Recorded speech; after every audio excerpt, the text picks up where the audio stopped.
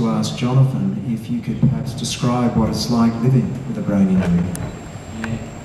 It's just like having a computer drop to the floor and you pick it up and it still works, but a bit slower than before.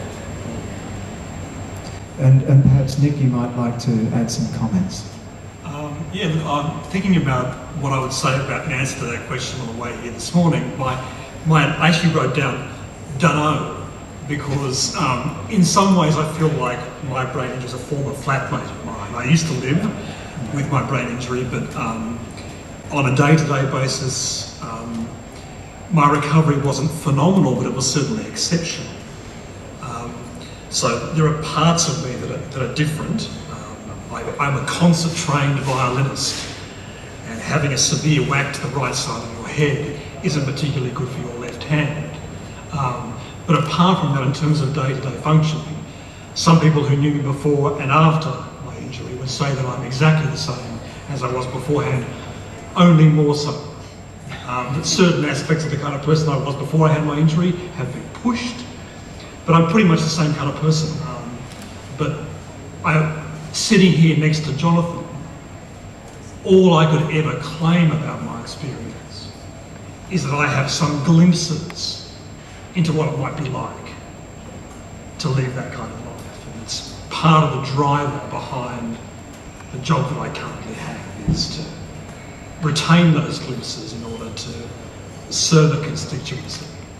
So if there's one take-home message from my experience of talking to people about the experience of living with brain injury, is it's a marathon, not a sprint. And often the process of adaptation, of coming to terms with brain injury, of recovery from brain injury, is a lifelong quest.